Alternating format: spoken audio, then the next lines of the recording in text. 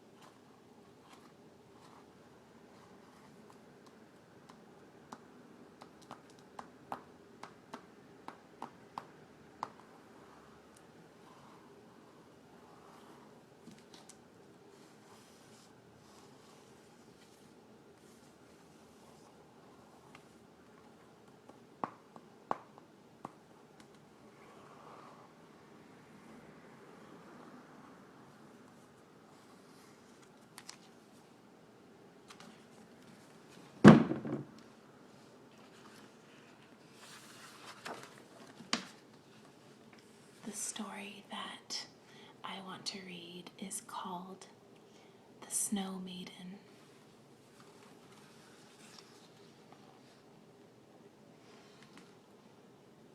The illustrations in this book are really, really beautiful.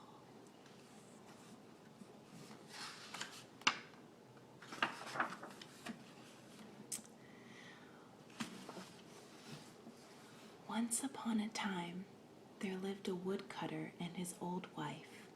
They were poor and had no children. The old man cut logs in the forest and carried them into town. In this way, he eked out a living.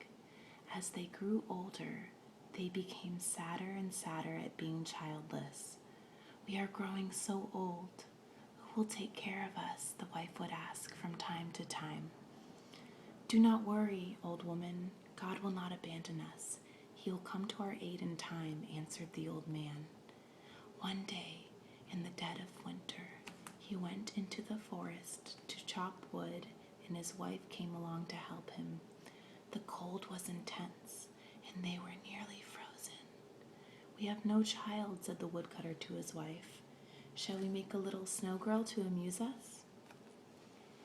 They began to roll snowballs together, and in a short while they had made her a Snegurochka, a snow maiden so beautiful that no pen could describe her.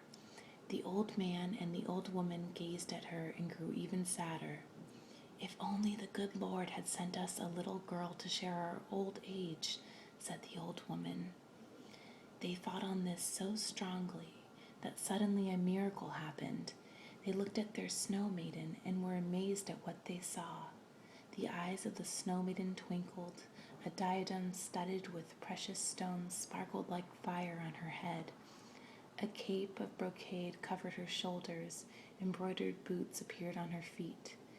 The old couple looked at her and did not believe their eyes.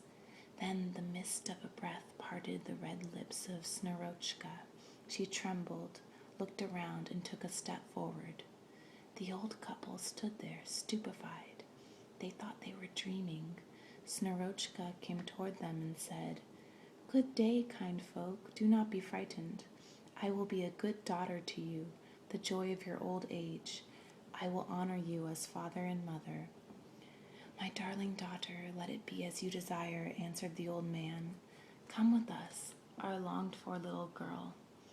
They took her by her white hands and led her from the forest. As they went, the pine trees swayed goodbye, saying their farewell to Snegurochka, with their rustling wishing her safe journey, happy life. The old couple brought Snegurochka home to their wooden hut, their isba, and she began her life with them, helping them to do the chores. She was always most respectful. She never contradicted them, and they could not praise her enough, nor tire of gazing at her. She was so kind and so beautiful. This is what she looks like.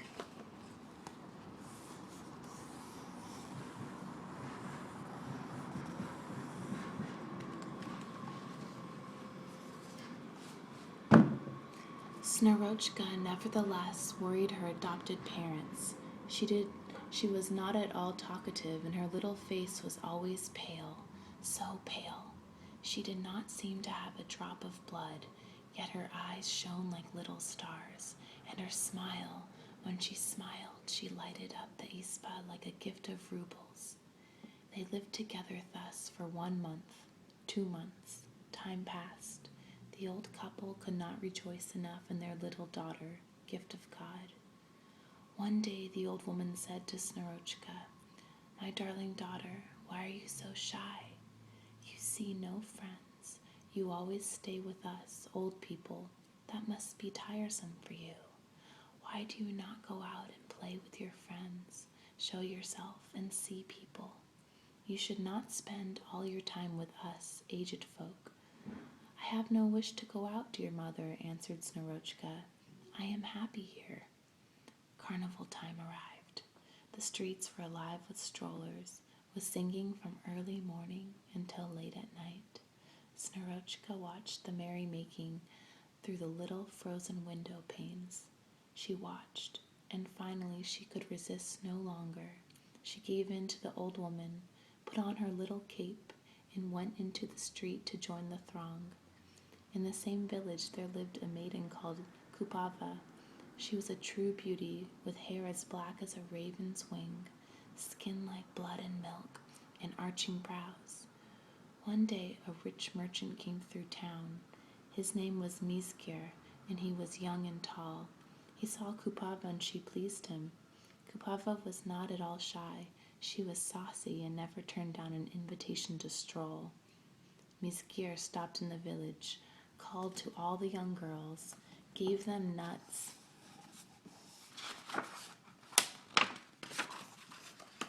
and spiced bread, and danced with Kupava. From that moment he never left town, and it must be said, he soon became Kupava's lover. There was Kupava, the belle of the town, parading about in velvets and silks, serving sweet wines to the youths and the maidens, and living the joyful life. The day Snegurochka first strolled in the street, she met Kupava, who introduced all her friends. From then on, Snegurochka came out more often and looked at the youths. A young boy, a shepherd, pleased her. His name was Lel. Snegurochka pleased him too, and they became inseparable. Whenever the young girls came out to stroll and sing, Lel would run to Snegurochka's isba, tap on the window, and say, "Snegurochka, dearest, come out and join the dancing." Once she appeared, he never left her side. One day Mizgir came to the village as the maidens were dancing in the street. He joined in with Kupava and made them all laugh. He noticed Snegurochka and she pleased him. She was so pale and pretty. From then on, Kupava seemed to him too dark and too heavy. Soon he found her unpleasant. Quarrels and scenes broke out between them, and Mizgir stopped seeing her. Kupava was desolate, but what could she do? One cannot please by force nor revive the past. She noticed that Mizgir often returned to the village and went to the house of Snegurochka's old parents. The rumor flew that Mizgir had asked for Snegurochka's hand in marriage. When Kupava learned this, her heart trembled.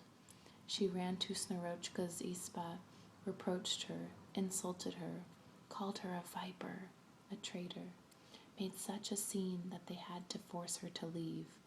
I will go to the Tsar, she cried. I will not suffer this dishonor. There is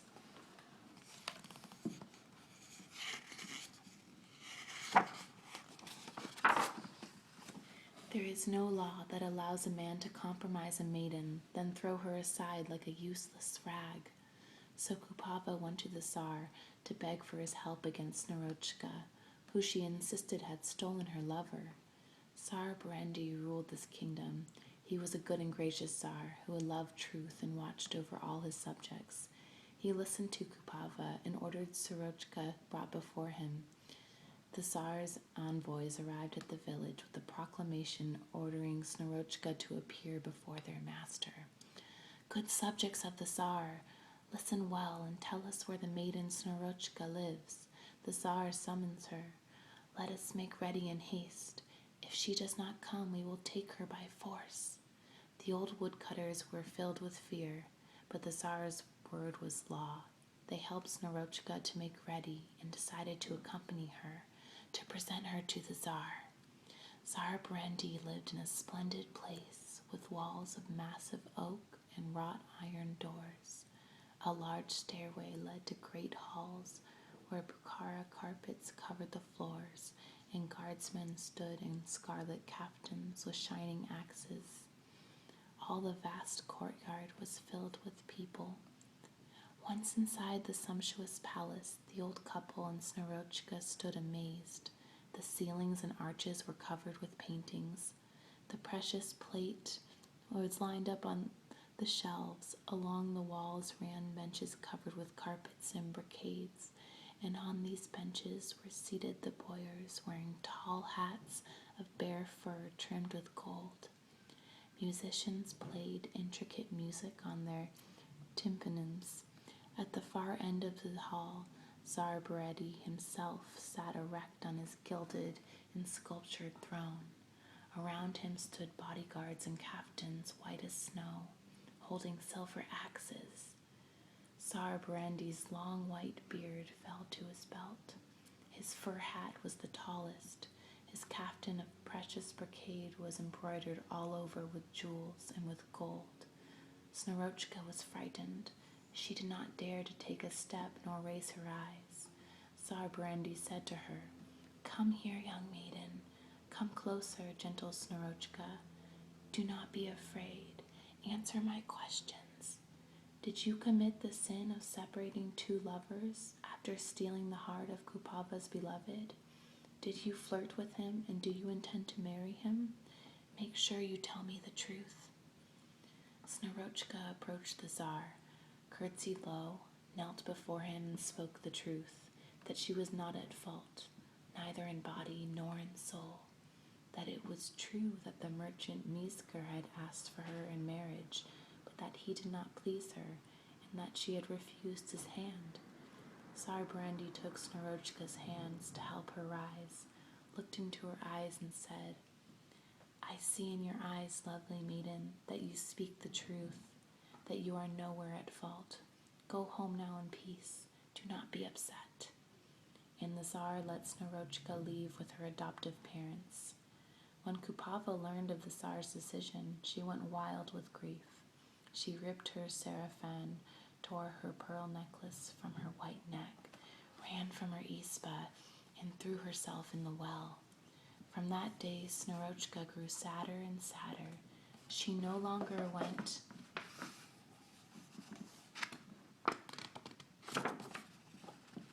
out in the street to stroll, not even when Lel begged her to come. Meanwhile, spring had returned. The glorious sun rose higher and higher. The snow melted. The tender grass sprouted. The bushes turned green. The birds sang and made their nests.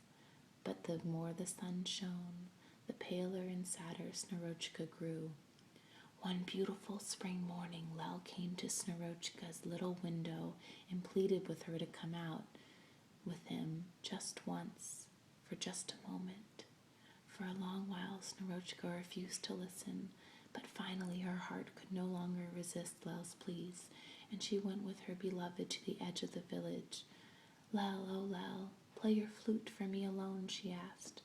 She stood before Lel, barely alive, her feet tingling, not a drop of blood in her pale face. Lel took out his flute and began to play Snegurochka's favorite air. She listened to the song, and tears rolled down from her eyes. Then her feet melted before her. She fell onto the damp earth and suddenly vanished. Lel saw nothing but a light mist rising from where she had fallen.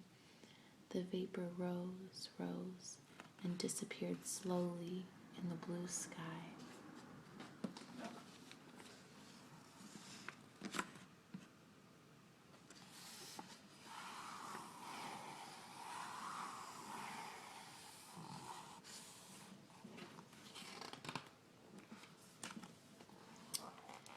That's the end of that story. I never read it before, so it's has a little bit of a sad ending. I hope that you liked it anyway, and that you were able to relax. A lot of times these traditional stories, like Grimm's brothers and, the Brothers Grimm and Hans Christian Andersen, don't end perfectly, but that's life sometimes. And I still like these kind of stories anyway. I thought this one was pretty. I hope that your week is off to a good start, and I hope that you're having a good night.